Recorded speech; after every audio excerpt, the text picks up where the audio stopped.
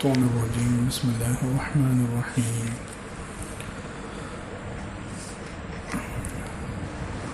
قل هو اللہ احد اللہ الصمد لم یلد ولم یولد ولم یکن له کفوا احد۔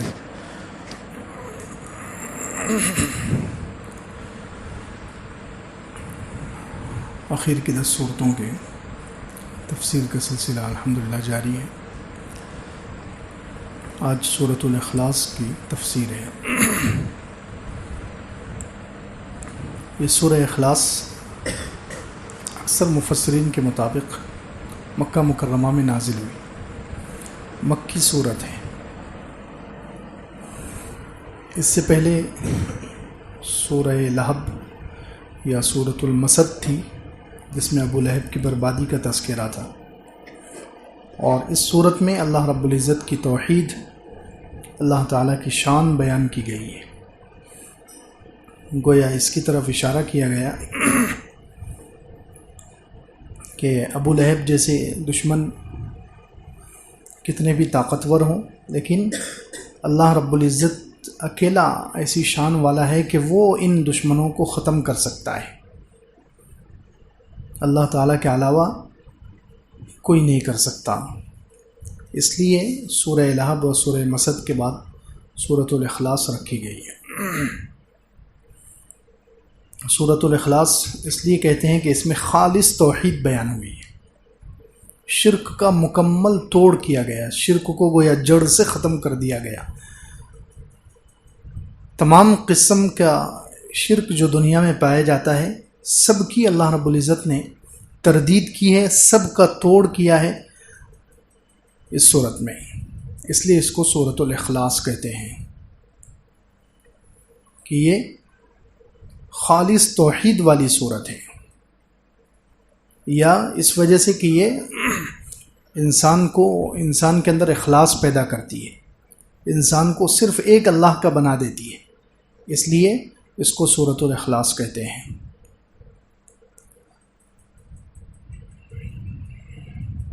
اس کا شان نزول کیا ہے، کیوں نازل ہوئی، کب نازل ہوئی؟ مکہ مکرمہ میں اس کی شان نزول میں کئی واقعات بیان کیے جاتے ہیں، مفسرین نے بیان کیے ہیں۔ ایک تو یہ ہے کہ کچھ مشرکین آئے اور انہوں نے اللہ کے رسول صلی اللہ علیہ وسلم سے اللہ تعالیٰ کا نسب پوچھا، کیونکہ عرب لوگ تھے وہ، عربوں میں خاندان، سلسلہ نسب، باپ دادا پردادا، اس کو بہت یاد رکھا جاتا تھا اور اس کی بہت اہمیت تھی ان لوگوں کے پاس۔ سلسلہ نسب کی، خاندان کی بہت اہمیت تھی، تو انہوں نے آ کر حضور اقدس صلی اللہ علیہ وسلم سے اللہ تعالیٰ کے بارے میں یہ پوچھا کہ اللہ تعالیٰ کا سلسلہ نسب کیا ہے، تو اس پر اللہ رب العزت نے یہ صورت اتاری۔ یا بعض لوگ آئے اور انہوں نے اللہ کے رسول صلی اللہ علیہ وسلم سے یہ سوال کیا کہ اللہ تعالیٰ کس چیز سے بنا ہے، نعوذ باللہ۔ جیسے دنیا میں وہ لوگ کیونکہ مورتیوں کی پوجا کرتے تھے، بتوں کی پوجا کرتے تھے، تو ان کے بت کوئی لکڑی کا بنا ہوا ہے، کوئی لوہے کا بنا ہوا ہے، کوئی سونے کا، کوئی چاندی کا، تو انہوں نے اللہ رب العزت کو بھی اسی طرح سمجھ لیا، نعوذ باللہ۔ اللہ تعالیٰ کو بھی اس پر قیاس کر لیا اور کہنے لگے کہ اللہ کس چیز سے بنا ہے، سونے کا ہے کہ چاندی کا ہے، یا لوہے کا ہے یا لکڑی کا ہے، نعوذ باللہ۔ یہ سوال کیا تو اس وقت اللہ رب العزت نے یہ صورت اتاری، کیونکہ مشرکین تو مشرکین تھے جن کے پاس توحید نہیں تھی، جو اللہ کا صحیح تصور ان لوگوں کے پاس نہیں تھا۔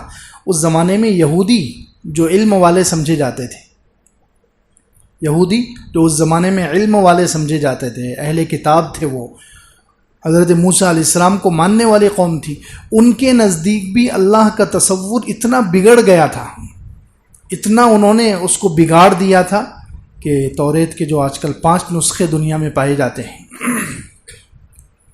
توریت 5 کتابوں کا مجموعہ ہے، تو اس میں جو پہلی کتاب ہے پیدائش نام کی، اس میں انہوں نے واقعہ لکھا ہے، یہودیوں نے ہی تحریف کر کے بگاڑ کر کے، اصل توریت میں تو ظاہر سی بات ہے ایسا واقعہ نہیں ہوگا اتنا برا، انہوں نے ہی اس کو تحریف کر کے بگاڑ دیا، اور اس کے اندر نعوذ باللہ اللہ رب العزت کو دیکھو کتنا کمزور ثابت کیا ہے۔ انہوں نے واقعہ لکھا کہ حضرت یعقوب علیہ السلام ایک مرتبہ اپنی بیوی بچوں کے ساتھ سفر پر جا رہے، دریا آ گیا، چلتے چلتے دریا کے کنارے پہنچے، ایک کشتی ملی، چھوٹی کشتی تھی، تو اس پر انہوں نے اپنی بیوی بچوں کو سوار کر لیا اور ان کو آگے بھیج دیا اور کہا کہ میں دوسری کشتی پر آتا ہوں، میں دوسری کشتی پر آ رہا ہوں پیچھے سے۔ اتنے میں ایک آدمی آیا اور وہ حضرت یعقوب علیہ السلام سے لڑنے لگا، نعوذ باللہ، وہ آنے والا اللہ ہے، نعوذ باللہ، ان کے حساب سے دیکھیے، وہ کہنے لگے کہ ایک آدمی آیا اور حضرت یعقوب علیہ السلام سے لڑنے لگا، حضرت یعقوب علیہ السلام کی اور اس کی کشتی ہوئی، یعقوب علیہ السلام نے اس کو پچھاڑ دیا اور اس کے سینے پر بیٹھ گئے، العیاذ باللہ۔ اب وہ نیچے جو ہے جس پر حضرت یعقوب علیہ السلام سوار ہو چکے ہیں، تو وہ نیچے سے کہہ رہا ہے کہ مجھے چھوڑو، مجھے چھوڑو، لیکن یعقوب علیہ السلام کہتے ہیں کہ میں نہیں چھوڑوں گا جب تک کہ تو مجھ پر رحم نہیں کرے گا، جب تک کہ تو مجھ پر رحم نہیں کرے گا۔ تو اس نیچے والے نے کہا کہ ٹھیک ہے، میں نے تجھ پر رحم کیا، تو یعقوب علیہ السلام نے چھوڑ دیا۔ تو وہ نیچے والا کون ہے؟ نعوذ باللہ اللہ تعالیٰ ہے، نعوذ باللہ ثم نعوذ باللہ، العیاذ باللہ۔ کس قسم کا تصور ہے دیکھو، ایک تو اللہ تعالیٰ کو انسانی شکل میں پیش کیا انہوں نے، کتنا بیہودہ واقعہ ہے، کتنا بیہودہ واقعہ ہے کہ اللہ تعالیٰ کو انسانی شکل میں پیش کیا، حضرت یعقوب علیہ السلام سے کشتی بھی لڑا دی، حضرت یعقوب علیہ السلام کو نعوذ باللہ اللہ کے مقابلے میں جیت بھی دلا دی، اور اللہ تعالیٰ کو نیچے پچھڑوا دیا، اور پھر اللہ تعالیٰ حضرت یعقوب علیہ السلام سے کوئی درخواست کر رہے ہیں کہ مجھے چھوڑو۔ اللہ کے اندر اتنی طاقت نہیں ہے کہ وہ یعقوب علیہ السلام کو اپنے سے دور کر سکے، اتنا کمزور ثابت کیا۔ تو اس زمانے میں اب اندازہ لگائیے، یہودیوں کا یہ عقیدہ بن گیا تھا، یہودیوں نے اللہ تعالیٰ کو اتنا کمزور سمجھ لیا تھا، نعوذ باللہ۔ تو مشرکین تھے، ان کے نزدیک اللہ کا تصور کتنا بگڑ گیا ہوگا اور کتنا کمزور وہ اللہ تعالیٰ کو سمجھتے تھے، اس لیے اس طریقے کے انہوں نے سوالات کیے۔ تو اللہ رب العزت نے اس کے جواب میں یہ سورہ اخلاص نازل فرمائی، قل هو اللہ احد۔ اس کے فضائل انشاءاللہ آخر میں لیں گے۔ آپ کہہ دیجئے هو اللہ احد، وہ اللہ احد ہے، ایسا اکیلا ہے کہ اس جیسا کوئی دوسرا ہو ہی نہیں سکتا۔ احد اس اکیلے کو کہتے ہیں کہ جس کا کوئی دوسرا ہو ہی نہیں سکتا۔ واحد بھی عربی میں ایک کو کہا جاتا ہے، احد بھی ایک کو کہا جاتا ہے، عربی میں ایک کے لیے واحد کا لفظ بھی آتا ہے، لیکن واحد ایسے ایک کو کہا جاتا ہے کہ اس کے مقابلے میں اثنین، ثلاثہ، اربعہ، 2، 3، 4 گنتی ہوتی ہے آگے، ایسے ایک کو واحد کہتے ہیں کہ جس کے آگے 2، 3، 4 گنتی ہو۔ لیکن احد ایسے ایک کو کہتے ہیں جس کے آگے 2، 3، 4 ہو ہی نہیں سکتے۔ یا واحد بہت سی مرتبہ ایسی چیز کو کہا جاتا ہے کہ جو کئی حصوں سے، کئی چیزوں سے مل کر بنی ہو، کئی چیزوں سے مل کر کوئی چیز تیار ہوئی، جیسے یہ ڈیکس ہے، یہ تیار ہوا، لکڑی ہے اس میں، اور کیلیں بھی لگائی گئی اور بہت ساری چیزیں، کچھ چپکانے کے لیے بھی کوئی چیز استعمال ہوئی، تو کئی چیزوں سے مل کر یہ بنی ہے، لیکن اس کو کیا کہیں گے؟ یہ ایک ڈیکس ہے، حالانکہ کئی چیزوں سے، کئی اجزاء سے مل کر یہ تیار ہوئی، لیکن اس کو بھی ایک کہتے ہیں۔ قوم ہے، قوم میں کئی افراد ہوتے ہیں، لیکن اس کو بھی ایک کہتے ہیں، ایک قوم، حالانکہ ایک قوم میں کئی خاندان ہوتے ہیں، کئی افراد ہوتے ہیں۔ ایک ملک، اس کو بھی واحد ایک کہتے ہیں، حالانکہ ملک میں کروڑوں لوگ ہوتے ہیں، لیکن اس کو بھی ایک کہا جاتا ہے۔ تو یہ واحد ایسا ایک ہے کہ جو کئی چیزوں سے مل کر بن سکتا ہے، لیکن احد ایسا ایک ہے جو کسی سے مل کر نہیں بنا، وہ اکیلا ہے، اس کا کوئی دوسرا ہو ہی نہیں سکتا۔ اس لیے اللہ رب العزت نے کہا قل هو اللہ احد، آپ کہہ دیجئے وہ اللہ احد، یکتا ہے، ایسا اکیلا ہے کہ اس کا کوئی دوسرا ہو ہی نہیں سکتا۔ اس میں ان لوگوں کے شرک کا توڑ ہو گیا جو ایک کے بجائے کئی خداؤں کو مانتے ہیں۔ ایک کے بجائے ایرانی لوگ 2 خدا مانتے تھے، اور ہندو لوگ تو کروڑوں خداؤں کو مانتے ہیں۔ تو جو لوگ ایک سے زیادہ خدا مانتے ہیں، ایک سے زیادہ الہ معبود مانتے ہیں، ایک سے زیادہ اللہ مانتے ہیں، ایک سے زیادہ خالق مانتے ہیں، ان کا توڑ ہو گیا احد، کہ اللہ تو اکیلا ہے، اس کا کوئی دوسرا نہیں، کوئی ہمسر نہیں، کوئی ثانی نہیں، اس جیسا کوئی نہیں. احد ذات کے اعتبار سے بھی ایک،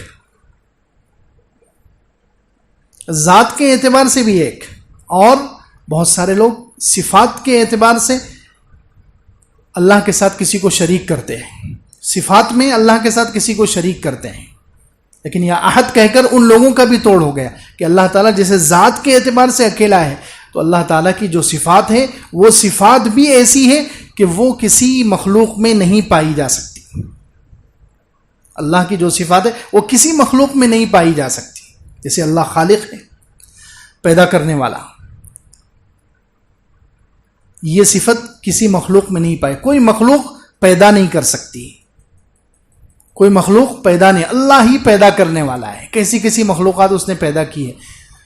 سائنس جو ہے مخلوق پیدا نہیں، مخلوق بنا نہیں سکتی، وہ مخلوق کی صفات بتا سکتی ہے. صرف سائنس کیا کرتی ہے؟ مخلوق بناتی نہیں ہے، وہ جانوروں کو پیدا نہیں کرتے، وہ جانوروں کی صفات بتاتے ہیں. یہ جانور میں یہ تاثیر، اس جانور کی یہ صفت، اس جانور کا یہ کام، یہ بتاتے ہیں. وہ پیدا نہیں کرتے. زمین کا ذرہ نہیں بنا سکتے، وہ ایک ستارہ نہیں بنا سکتے. کوئی بھی پیدا کرنے میں جو اللہ کی صفت ہے خالقیت، اس میں اللہ یکتا ہے. اللہ تعالیٰ کے جیسا کوئی پیدا نہیں کر سکتا. اللہ نے جو چیزیں، جتنی مخلوقات بنائی، کیسی قسم کی مخلوقات ہیں. آج کل ویڈیو چلتے رہتے ہیں کہ کیسی مچھلیاں آتی ہیں، رنگ برنگی مچھلیاں ہیں، اور خوبصورت پرندے ہیں، کیسے کلر ہوتے ہیں. کیا اللہ رب العزت کی پیدا کرنے کی صفت ہے. کتنی زبردست صفت ہے کہ ایک ہی پانی سے ہر مخلوق کو اللہ تعالیٰ پیدا کرتے ہیں، اور ان کے کلر الگ الگ ہو جاتے ہیں، ڈیزائن الگ الگ ہو جاتے ہیں، نقشے الگ الگ ہو جاتے ہیں، ان کی صفات الگ ہو جاتی ہیں، ان کے مزاج الگ ہو جاتے ہیں. اللہ رب العزت کے جیسا کوئی خالق ہو سکتا ہے؟ نہیں ہو سکتا. تو پیدا کرنے کی صفت میں اللہ یکتا ہے، اس جیسا کوئی پیدا کر ہی نہیں سکتا. ہر مخلوق کو اس نے پیدا کیا. اسی طرح اس کی صفت رزاقیت ہے کہ وہ رزق پہنچانے والا ہے. اللہ رب العزت کے جیسا کوئی رزق پہنچانے کا سسٹم اور نظام نہیں بنا سکتا. کوئی حکومت، کوئی بادشاہ، کوئی نہیں بنا سکتا. جو نظام اللہ رب العزت نے بنایا ہے رزق پہنچانے کا ہر مخلوق تک، تو اس صفت میں بھی اللہ یکتا ہے. اسی طرح سننے کی صفت میں اللہ تعالیٰ دیکھیں، انسان بھی سنتا ہے، مخلوق بہت ساری سنتی ہے، لیکن ان کا سننا بہت محدود ہے. انسان کا سننا محدود ہے. انسان کو سننے کے لیے کان چاہیے. وہ ایک لمٹ تک سن سکتا ہے، اور زیادہ دور کی آواز نہیں سن سکتا، زیادہ زور کی آواز نہیں سن سکتا، زیادہ دور کی نہیں سن سکتا، اور زیادہ زور کی آواز بھی نہیں سن سکتا. اور انسان ہر زبان سن لے، ہر زبان سمجھ لے، یہ نہیں ہو سکتا. اللہ رب العزت سننے میں یکتا ہے. وہ ہر مخلوق کی سنے گا، ہر ایک کی سنے گا، ہر زبان میں سنے گا. وہ سننے میں کان کا محتاج نہیں ہے، قریب آنے کا محتاج نہیں ہے، ہر جگہ سے سنے گا، ہر ایک کی سنے گا. دیکھنے میں اللہ رب العزت کی صفت، تو اللہ کی صفت میں بھی اللہ کو یکتا ماننا، ایک ماننا. بہت سارے فرقے ایسے گزرے. ایک فرقہ گزرا ہے معطلہ فرقہ تھا ایک. وہ اللہ کی صفات ہی نہیں مانتے. وہ کہتے ہیں کہ اللہ کے اندر کوئی صفات نہیں ہے. نعوذ باللہ. یہ گمراہ فرقہ گزرا ہے ایک معطلہ، جو اللہ کو معطل مانتے ہیں، یعنی اللہ کے اندر کوئی صفات نہیں ہے، یہ ان کا کہنا ہے. اسی طرح ایک فرقہ گزرا ہے مشبہہ، جو اللہ کی صفات کو تو مانتے ہیں، لیکن وہ اللہ کی صفات کو مخلوق کے جیسا مانتے ہیں. کہ اللہ تعالیٰ سنتا ہے تو نعوذ باللہ ہمارے جیسے ہی کان ہوں گے اللہ تعالیٰ کو. اللہ تعالیٰ بولتا ہے تو ہمارے جیسے ہی زبان ہوگی. اللہ تعالیٰ دیکھتا ہے تو ہمارے جیسے ہی آنکھ ہوگی. یہ مخلوق کے جیسی صفات اللہ تعالیٰ میں مانتے ہیں. یہ بھی شرک ہے، یہ بھی صحیح نہیں ہے، یہ بھی گمراہ فرقہ ہے. تو اللہ کی صفات کو تو ماننا ہے، لیکن ویسے ماننا ہے جیسے اللہ کی شان ہے. جیسے اللہ کی شان ہے، وہ سنتا ہے جیسے اس کی شان ہے، وہ دیکھتا ہے جیسے اس کی شان ہے. تو ان دونوں قسم کے لوگوں کا اس میں احد میں توڑ ہو گیا. جو اللہ کے ساتھ، اللہ کی ذات میں کسی کو شریک بناتے ہیں، ایک کے بجائے دو خدا یا کئی خدا مانتے ہیں، کئی الہ اور معبود مانتے ہیں، کئی رب مانتے ہیں، ان کا بھی توڑ ہو گیا کہ نہیں، اللہ تو ایک ہی ہے، ذات کے اعتبار سے بھی ایک اور صفات کے اعتبار سے بھی ایک، کہ اس کی جو صفات ہیں وہ کسی مخلوق میں نہیں پائی جاتی. تو فرمایا قل هو اللہ احد، آپ کہہ دیجئے وہ اللہ یکتا ہے، اکیلا ہے، ایسا اکیلا ہے اس جیسا کوئی دوسرا ہو ہی نہیں سکتا۔ اللہ الصمد، اللہ بے نیاز ہے۔ صمد کہتے ہیں جو کسی چیز میں کسی مخلوق کا محتاج نہ ہو، اور ساری مخلوق ہر چیز میں جس کی محتاج ہو، یہ ہے صمد۔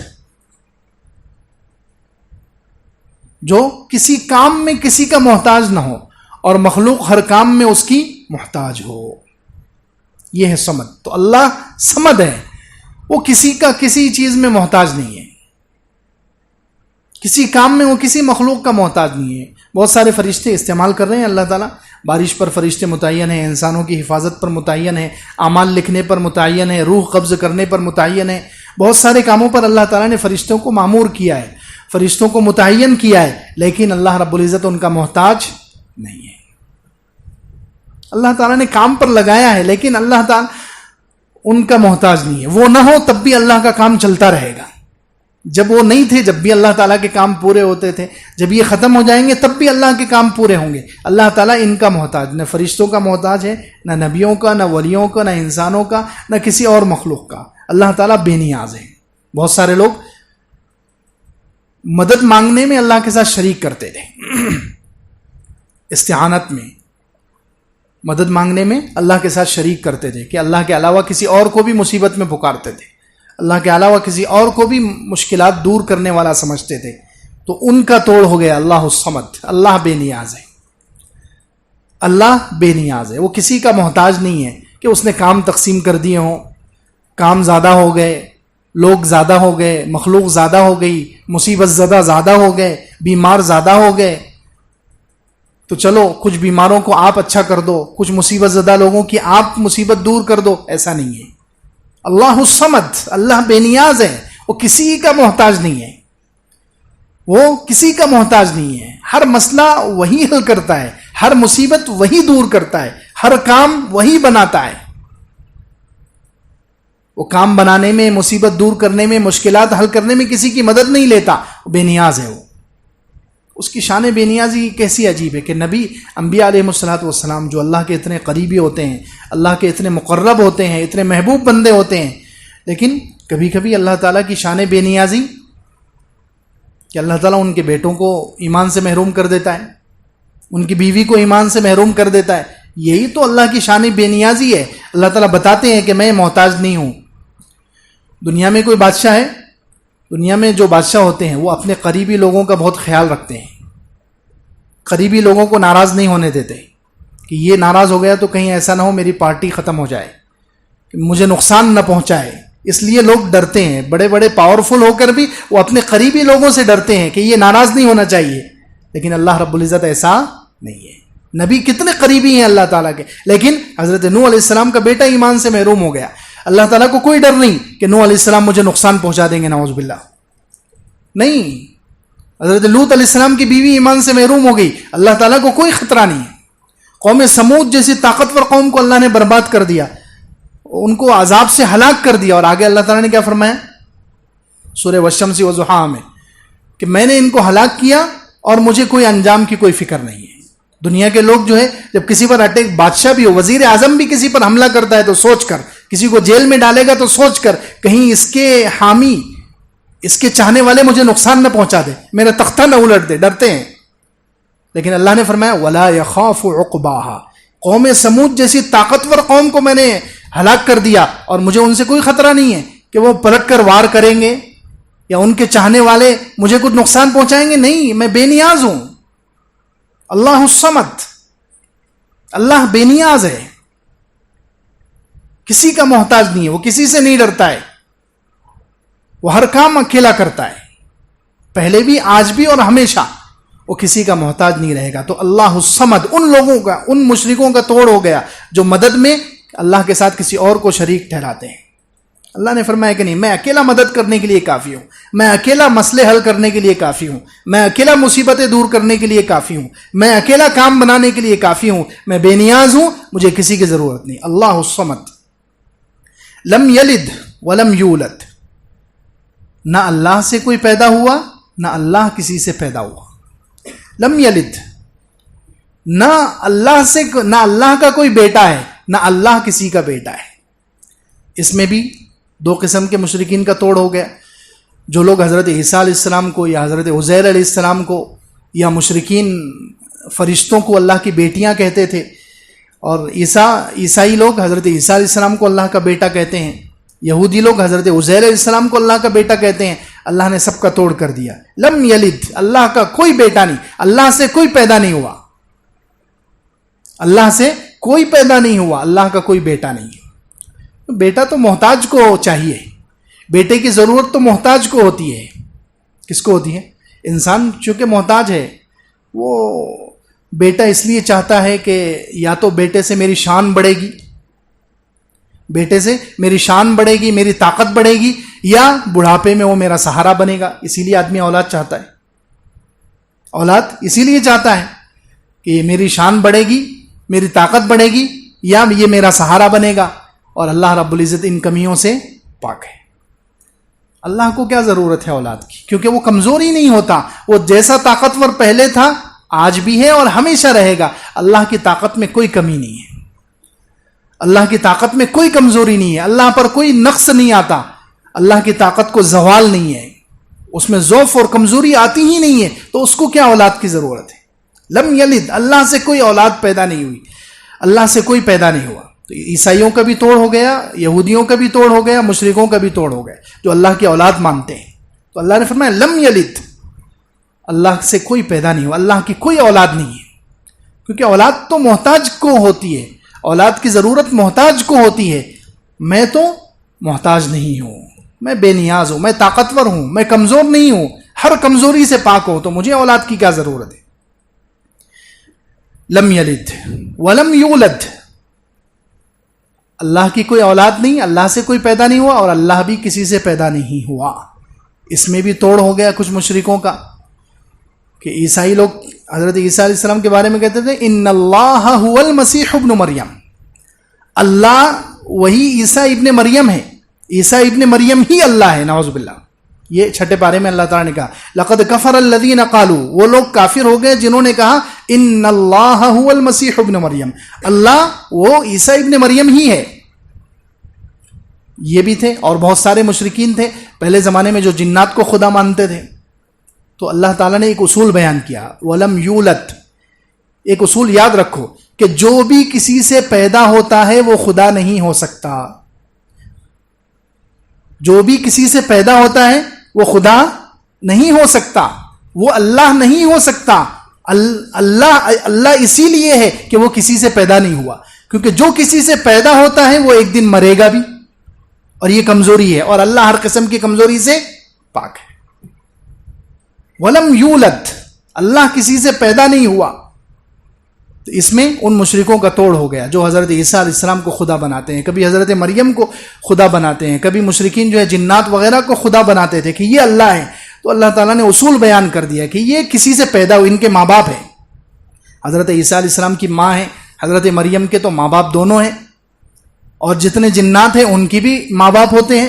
تو جو بھی کسی سے پیدا ہوا ہے وہ خدا نہیں ہو سکتا، وہ الہ اور معبود نہیں ہو سکتا، کیونکہ جو پیدا ہوتا ہے اس کو ایک دن مرنا بھی ہوتا ہے، اور جو یہ پیدا بھی ہو اور مرے بھی وہ گویا کمزور ہے، اور اللہ ہر کمزوری سے پاک ہے۔ اللہ ایسا ہونا چاہیے جس کے اندر کسی بھی قسم کی کمزوری نہ ہو۔ تو دیکھیے ہر قسم کے شرک کا توڑ ہے اس میں، اس صورت میں۔ لم یلد، اللہ کی کوئی اولاد نہیں ہے۔ ولم یولد، اللہ کسی کی اولاد نہیں ہے۔ ولم یکن لہ کفوا احد، اللہ کے جیسا کوئی نہیں ہے، اللہ کے ہمسر، اللہ کے برابر، اللہ کے جوڑ کا کوئی نہیں ہے۔ جو ایرانی لوگ تھے وہ کہتے تھے کہ اللہ کے جوڑ کے دو ہیں، ایک اہرمن ہے، ایک یزدان ہے۔ وہ کہتے تھے نعوذ باللہ جیسے اللہ کے پاس جتنی طاقت ہے، اللہ کے پاس جتنا پاور ہے، اتنا ہی ان دونوں کے پاس، یہ دونوں برابر ہے۔ یہ ایرانی لوگ کہتے، اللہ نے ان کا بھی توڑ کر دیا کہ اللہ کے ہمسر کوئی نہیں ہے، اللہ کے برابر کوئی نہیں ہے۔ لیس کمثلہ شیء، اللہ کے جیسا کوئی نہیں، اللہ کے جیسا کوئی نہیں، اللہ کے برابر کوئی نہیں، اللہ کے ہمسر کوئی نہیں۔ ولم یکن لہ کفوا احد۔ اب یہ سورت کے بہت فضائل ہیں، حدیث میں بہت سے فضائل اس سورت کے بیان کیے گئے۔ ایک تو بخاری شریف میں حدیث ہے ابو سعید خدری رضی اللہ عنہ کی فرماتے ہیں کہ ایک صحابی آئے حضور صلی اللہ علیہ وسلم کے پاس. انہوں نے کہا کہ رات میرا ایک دوست ہے وہ بہت زیادہ قل هو اللہ احد پڑھ رہا تھا. وہ قل هو اللہ احد بار بار ورد کر رہا تھا. گویا انہوں نے حضور صلی اللہ علیہ وسلم سے شکایت کی کہ یہ کیا قل هو اللہ احد پڑھ رہے ہیں. قل هو اللہ احد کو انہوں نے چھوٹا عمل سمجھا. قل هو اللہ احد پڑھنے کو انہوں نے چھوٹا عمل سمجھا. تو حضور صلی اللہ علیہ وسلم نے ارشاد فرمایا کہ بے شک یہ سورت تہائی قرآن کے برابر ہے، یعنی 10 پاروں کے برابر ہے. کتنے پاروں کے برابر؟ 10 پارہ. ایک اور حدیث مسلم شریف کی ہے، اللہ کے رسول صلی اللہ علیہ وسلم نے خود صحابہ کرام سے کہا کہ چلو آ جاؤ میں تمہیں تہائی قرآن سناتا ہوں. تو صحابہ کرام بیچارے پریشان ہو گئے کہ 10 پارے حضور سنائیں گے تو کتنا ٹائم لگے گا، کیونکہ کوئی تھکے ہوئے ہے، کوئی مزدور ہے، کوئی کہاں سے کام کر کے آئے ہوئے ہیں. تو کہنے لگے 10 پارے تہائی قرآن حضور سنائیں گے. تو صحابہ کرام کے چہرے پر پریشانی آئی. تو حضور صلی اللہ علیہ وسلم نے فرمایا کہ ارے قل هو اللہ احد تہائی قرآن کے برابر ہے. حضور صلی اللہ علیہ وسلم نے ان کو قل هو اللہ احد سنا دی. یہ 10 پاروں کے برابر ہو گئی، تہائی قرآن ہو گیا. ایک حدیث میں فرمایا کیا تم میں سے کوئی عاجز ہے کہ وہ رات میں جب سوئے تو تہائی قرآن کی تلاوت کر لے، یعنی 10 پارے پڑھ کر سوئے. وہ صحابہ کرام پریشان، اللہ کے رسول صلی اللہ علیہ وسلم کون اس کی طاقت رکھ سکتا ہے؟ 10 پارے روزانہ سونے سے پہلے پڑھنا کون اس کی طاقت رکھ سکتا ہے؟ تو اللہ کے رسول صلی اللہ علیہ وسلم نے فرمایا قل هو اللہ احد 1 تہائی قرآن کے برابر ہے. اسی سے علماء نے فقہاء نے مسئلہ نکالا ہے کہ 3 مرتبہ اگر قل هو اللہ احد پڑھ لے تو 1 قرآن کا ثواب مل جائے گا. 3 مرتبہ اگر قل هو اللہ احد پڑھ لیا جائے تو 1 قرآن کا ثواب مل جائے گا. اور یہ سب سے بہترین وظیفہ ہے، سب سے بہترین وظیفہ ہے، اور مردوں کو بخشنے کے لیے سب سے آسان چیز ہے. یہ لوگ جو ہے قرآن پڑھاتے ہیں کہ مدرسے کے بچوں سے فلاں سے پتہ نہیں وہ صحیح پڑھتے یا نہیں پڑھتے. تو سب سے بہترین جس کے گھر میں کسی کا انتقال ہو جائے وہ خود پڑھ لے 3 مرتبہ یا 100 مرتبہ قل هو اللہ احد روز پڑھ لے تو گویا وہ 33 قرآنوں کا ثواب پہنچ جائے گا. صرف 5 سے 10 منٹ لگیں گے 100 مرتبہ قل هو اللہ احد پڑھنے میں. کتنے؟ 5 سے 10 منٹ لگیں گے ایک تسبیح قل هو اللہ احد کی پڑھنے، تو 33 قرآن کا ثواب مل جائے گا اور وہ ہم بخش سکتے ہیں. تو خیر ایک فضیلت تو اس کی یہ ہے کہ اللہ کے رسول صلی اللہ علیہ وسلم نے اس کو تہائی قرآن کے برابر فرمایا، یعنی صرف قل هو اللہ احد کا پڑھنا گویا 10 پارے پڑھنے کے برابر ہے.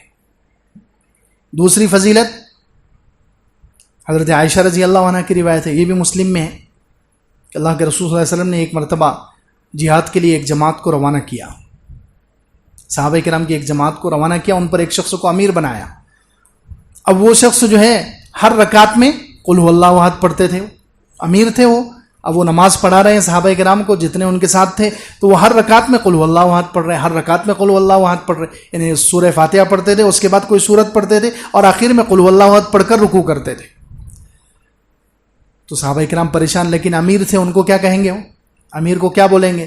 تو واپس آئے. واپس آنے کے بعد انہوں نے حضور صلی اللہ علیہ وسلم سے شکایت کی کہ اللہ کے رسول صلی اللہ علیہ وسلم یہ جن کو آپ نے امیر بنایا تھا وہ یہ ایسا عمل کرتے تھے کہ ہر رکعت میں وہ قل هو اللہ احد پر ختم کرتے تھے اور رکوع کرتے تھے. تو اللہ کے رسول صلی اللہ علیہ وسلم نے ان کو بلایا اور ان کو پوچھا کہ تم ہر رکعت میں کیوں قل هو اللہ احد پڑھتے تھے؟ تو انہوں نے کہا کہ اللہ کے رسول صلی اللہ علیہ وسلم کیونکہ اس میں صفات الرحمن، اللہ تعالیٰ میرا پیارا رب رحمان کی صفات اس میں بیان کی گئی ہے، اس وجہ سے میں اس کو پڑھنا پسند کرتا ہوں.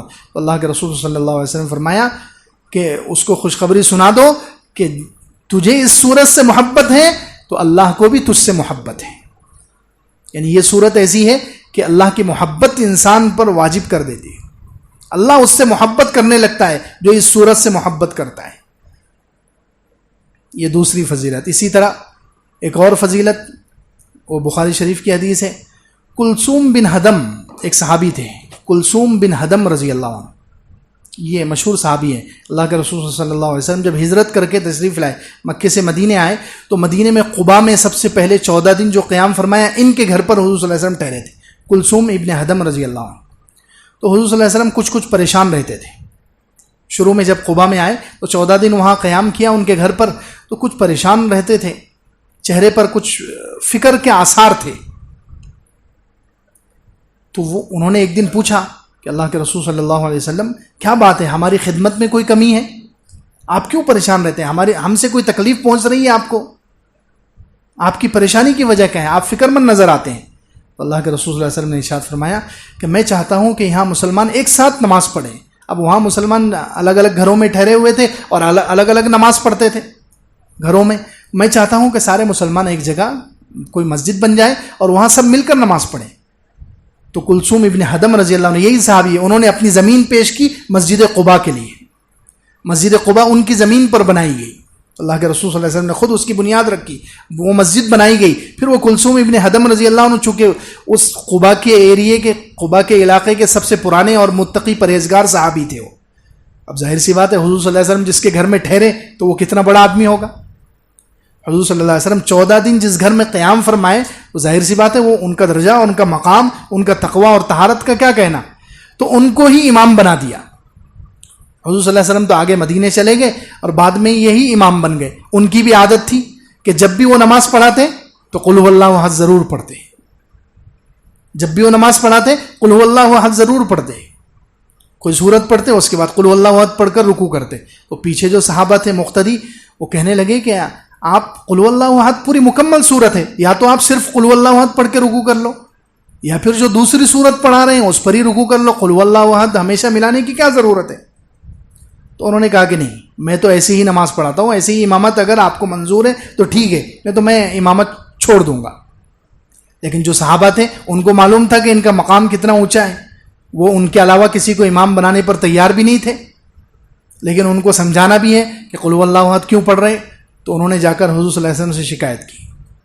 حضور صلی اللہ علیہ وسلم نے ان کو بلایا, ان سے پوچھا کہ ہر رکعت میں آپ کیوں پڑھتے ہیں قل هو اللہ احد. تو انہوں نے کہا کہ اللہ کے رسول صلی اللہ علیہ وسلم اس میں اللہ کی صفات ہیں, اس لیے اس صورت سے مجھے محبت ہو گئی ہے. تو اللہ کے رسول صلی اللہ علیہ وسلم نے ان سے فرمایا حبک ایہا یدخلک الجنہ, اس صورت سے تیری محبت تجھے جنت میں داخل کر دے گی. اللہ اکبر.